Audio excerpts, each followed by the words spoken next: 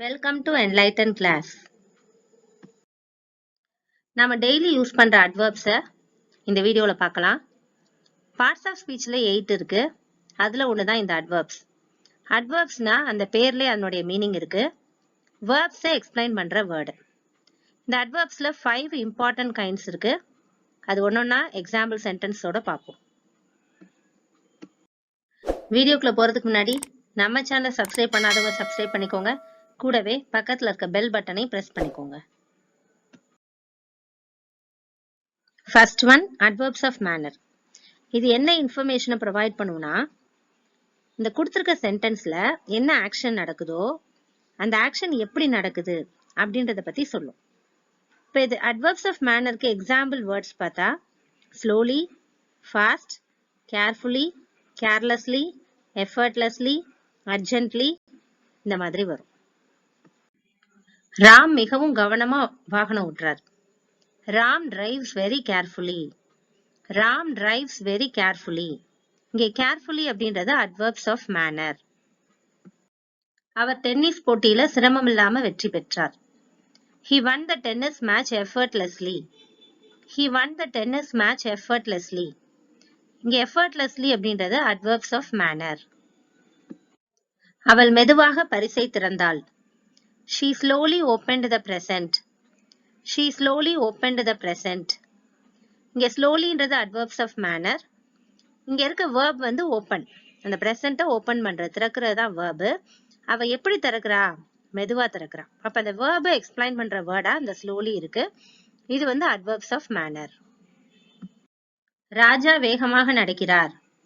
ராஜா walks fast. ராஜா walks fast.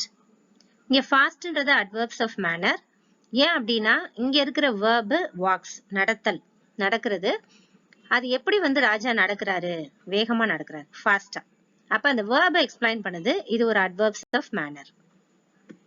அவள் கவனக்குறைவாக கீழே விழுந்தாள். She fell down carelessly. She fell down carelessly. அவ கீழே விழுகிறது fell downன்றதுதான் இங்க verb, phrasal verb இருக்கு. அவ எப்படி விழுந்தா அப்படின்ற கொஸ்டினுக்கு ஆன்சரா இந்த கேர்லெஸ்லி கவனக்குறைவா அப்படின்ற மீனிங் வருது. இது ஒரு adverbs of manner. அவர்களின் ஆசிரியர் வேகமாக பேசுகிறார். Their teacher speaks quickly. Their teacher speaks quickly. இங்கே verb வந்து speaks பேசுறது. அவங்க டீச்சர் எப்படி பேசினாங்க? ரொம்ப வேகமா, quickly அப்படின்ற adverbs of manner இருக்கு. Next one, adverbs of time. இது என்ன இன்ஃபர்மேஷனை ப்ரொவைட் பண்ணும்னா, அந்த ஆக்ஷன் எப்ப நடந்துச்சு அப்படின்றத சொல்லும்.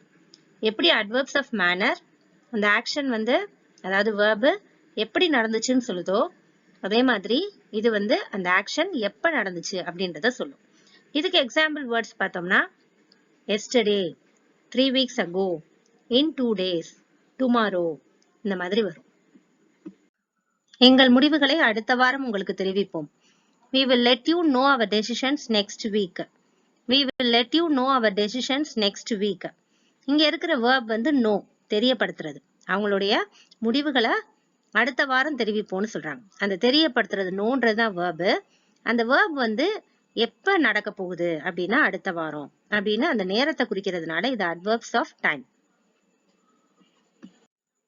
நேற்று என் நண்பரிடமிருந்து எனக்கு ஒரு கடிதம் வந்தது. I received a letter from my friend yesterday. I received a letter from my friend yesterday. இங்க verb வந்து received. அந்த கடிதம் வந்து பெற்றது. அந்த received எப்ப பெற்றார் அந்த கடிதத்தை? yesterday. அந்த ஐன்ற பர்சன் எப்ப அந்த கடிதத்தை பெற்றாரு? yesterday அப்படின்றதுனால இது adverbs of time. நான் 2 வாரங்களுக்கு முன்பு டெல்லிக்கு சென்றேன். I flew to Delhi 2 weeks ago. I flew to Delhi 2 weeks ago. இங்க வந்து fluன்றது தான் verb. flyயோட past form. அதாவது டெல்லிக்கு ஃப்ளைட்ல போயிருக்காரு, அதனால அப்படி போட்டிருக்க. ஸோ இந்த flew டெல்லிக்கு போயிருக்காரு எப்ப அவர் போனாரு அப்படின்னா 2 weeks ago. ஸோ இது நேரத்தை குறிக்குது. 2 weeks ago adverbs of time. அவள் கடந்த ஆண்டு தனது பாட்டியின் வீட்டிற்கு சென்றார். She visited her grandma's house last year. She visited her grandma's house last year. இங்க verb visited. அந்த verb visited அப்படின்றது எப்ப நடந்துச்சு அப்படின்னா லாஸ்ட் இயர், போன வருஷம். சோ நேரத்தை குறிக்குது. இது adverbs of time. நாங்க எங்க ப்ராஜெக்ட 2 நாள்ல முடிச்சிருப்போம். We will have completed our project in 2 days. We will have completed our project in 2 days. இங்க verb completed, main verb completed. இத எப்ப கம்ப்ளீட் பண்ண போறாங்க அந்த ப்ராஜெக்ட? இன்னும் 2 நாள்ல அப்படின்றது நேரத்தை குறிக்குது. adverbs of time. In 2 days, adverbs of time. Next one, adverbs of frequency. இது adverbs of time மாதிரியே தான். இந்த டைமை குறிக்கும். ஆனா இதுல என்ன டிஃபரன்ஸ் அப்படின்னா, இது எதை எக்ஸ்பிரஸ் பண்ணும்னா, how often something happens. அந்த ஆக்ஷன் எத்தனை தடவை நடக்குது, அடிக்கடி நடக்குதா இல்ல எப்பயாச்சும் நடக்குதா அப்படின்ற மாதிரி பேசுற சொற்கள் adverbs of frequency. இப்போ எக்ஸாம்பிள் வேர்ட்ஸ் பார்த்தோம்னா, adverbs of frequencyக்கு always, usually, often, sometimes, seldom, rarely, etc. Sita ஒருபோதும் வேலைக்கு தாமதமாக வருவதில்லை.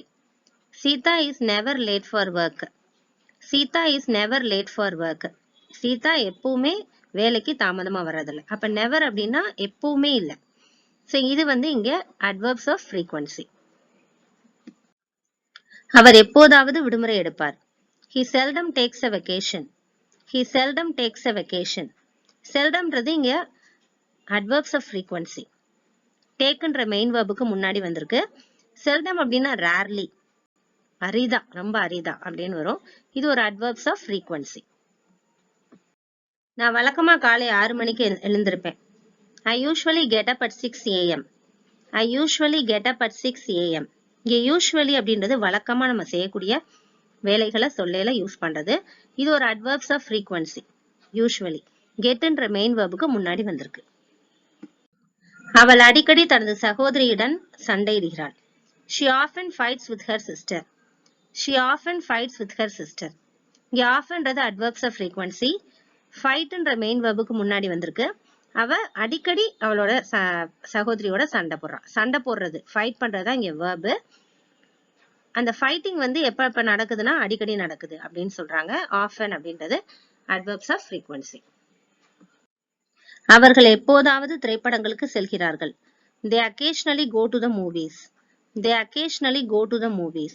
இங்க occasionally அப்படின்றது adverbs of frequency. goன்ற மெயின் வேர்புக்கு முன்னாடி வந்திருக்கு. occasionally அப்படின்னா எப்பயாச்சும். சோ இது ஒரு adverbs of frequency. அவர் சில நேரங்களில் தாமதமாக தூங்கச் செல்கிறார். He sometimes goes to bed late. He sometimes goes to bed late. இங்க sometimesன்றது adverbs of frequency.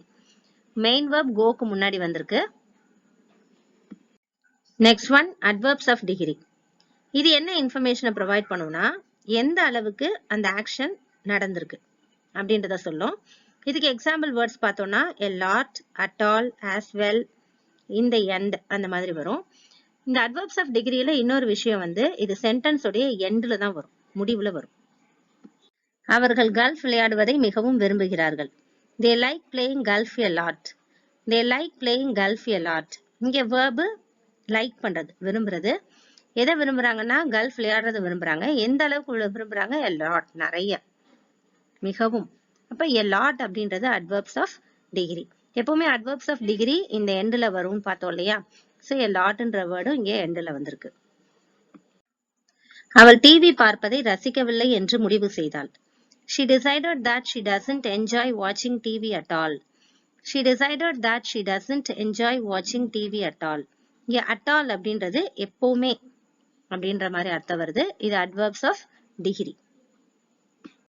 அவரும் கூட்டத்தில் கலந்து கொள்வார். He will attend the meeting as well. He will attend the meeting as well. As well அப்படின்றது இங்க adverbs of degree. அவள் கிட்டத்தட்ட மும்பைக்கு சென்றாள், ஆனால் இறுதியில் செல்ல வேண்டாம் என்று முடிவு செய்தாள். She nearly flew to Mumbai but decided not to go in the end. She nearly flew to Mumbai but decided not to go in the end. In the end அப்படின்றது adverbs of degree. Last one, adverbs of place. இது என்ன இன்ஃபர்மேஷனை provide பண்ணா, அந்த action எங்க நடந்துச்சு, பிளேஸை குறிக்கும். இதுக்கு example words nowhere, anywhere, outside, everywhere, etc. அவள் அறையை விட்டு எங்கும் செல்லவில்லை. She walked out of the room to nowhere. She walked out of the room to nowhere. இங்க nowhere அப்படின்றது adverbs of place. அவர்கள் வெளியே பெட்டியை கண்டுபிடித்தனர். They found the box outside. They found the box outside. கண்டுபிடிக்கிறது foundன்றதா இங்க verb.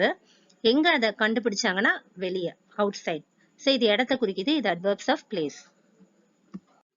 நிவா தனது நாயுடன் எங்கும் செல்வாள். நிவா will go anywhere with her dog. நிவா will go anywhere with her dog. இங்க anywhereன்றது adverbs of place. வீடு போல வேற எங்கும் இல்ல என்பது எல்லாருக்கும் தெரியும். எங்களுக்கும் தெரியும் அப்படின்னு சொல்லுவோம் இல்லையா? அதுக்கு இங்கிலீஷ்ல we know that there is nowhere like home. We know that there is nowhere like home. Nowhere இங்க adverbs of place. நம்மளுடைய ஸ்போக்கன் இங்கிலீஷ் கிளாஸ்ல அப்பப்ப கிராமர் பார்க்கிறது யூஸ்ஃபுல்லா இருக்கு அப்படின்னு நீங்க ஃபீல் பண்ணீங்கன்னா கமெண்ட் பாக்ஸ்ல சொல்லுங்க. இந்த வீடியோ பிடிச்சிருந்தா லைக் பண்ணுங்க, ஷேர் பண்ணுங்க, சப்ஸ்கிரைப் பண்ணி வச்சுக்கோங்க. And thanks for watching.